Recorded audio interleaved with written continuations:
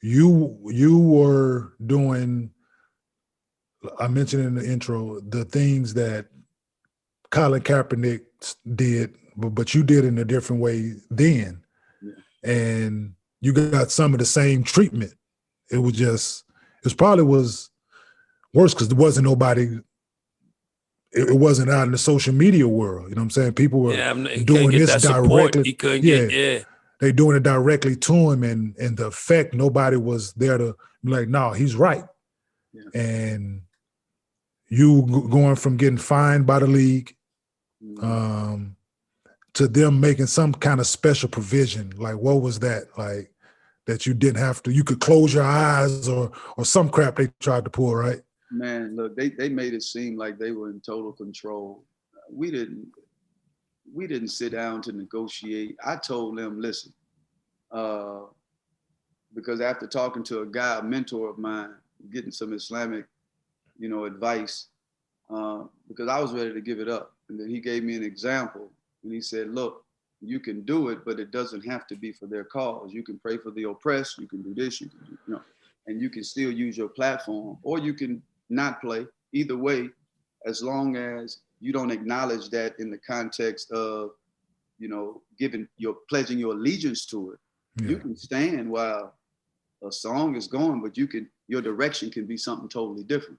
Gotcha. And then he gave me an example of the prophet, and that resonated with me. I said, okay, that makes sense. I said, because if it made sense, I'm that person, man. If you tell me something and it resonates, it makes sense. I don't have too much pride to where I can't change my focus, as long as I don't feel that I'm compromising my truth and integrity. Yeah. Because sometimes you make a decision and you see, well, there could possibly be a better or another way of going about it where you can still execute it. And so, that's, you said that's what eventually happened. I'm trying to think of what you just said, man. My mind is going in and out, but you said something just now. That the league tried to do some kind of special provision for you. You said like that was something that you came up with. Sat down with you and y'all agreed. But that's something that you came to them with. Be like, this is what I'm going to do. Right, and they even lied, man. They would say, you would hear the media saying, man, he's supposed to meet David Stern in New York. I never talked to David. The only time I ever met David Stern was on the podium when I got drafted, and the day in Sacramento when he probably didn't realize I was on the Sacramento Kings, and he was walking, shaking people's hand. He came to me and he hesitated. Yeah. And then I looked at him, he looked at me, we said something sarcastic to each other, I can't remember, shook each other's hand, and he left. That was never a discussion that was had whatsoever between David Stern and I.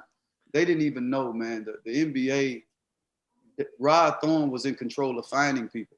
Yes. And he ended up telling me, because I wore my socks too low and you couldn't see the NBA emblem, this is prior to this. He said, if you don't put your socks up, we're going to fine you $1,000 per sock. So this is the guy who knows what to fine people for. When the agent called him after the flag incident, he said, man, they suspended Mahmoud for not standing for the flag. He said, there ain't no rule for not standing for the flag. Yeah. Now he fines, he should know, right? And so it was just, man, they were just trying to save face. It was so many, it was so many holes in the conversation and what was going on, man. It was ridiculous.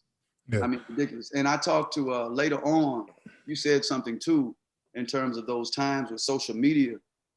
I was talking to Dr. Harry Edwards, who influenced in 1968, the Black Fist, John Carlos and Tommy Lee, not to protest during the 1968 Olympics in Mexico.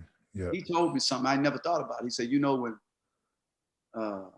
Muhammad Ali did what he did, he said there was a movement associated with it.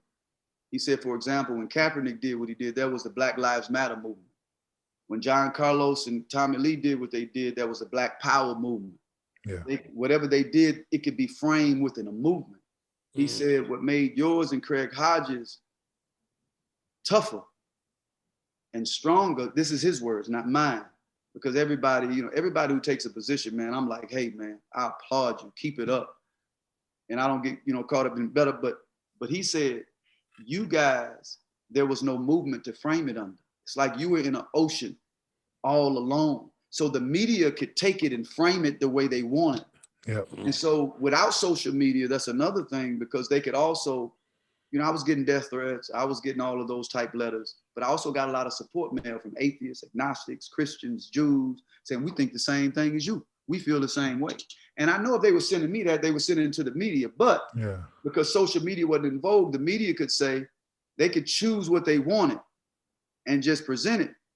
And social media, if it was there, it would have been totally different. Kind of like when that Muslim player, Abdullah, in the NFL, he went to the end zone and he went into prostration. The NFL said, we're going to fine you. We're going to suspend you and fine you. People got on social media and said, what about Tebow? Yeah. And they had to pull back. Yeah. Right? Because it was too much noise. And so that really made the difference.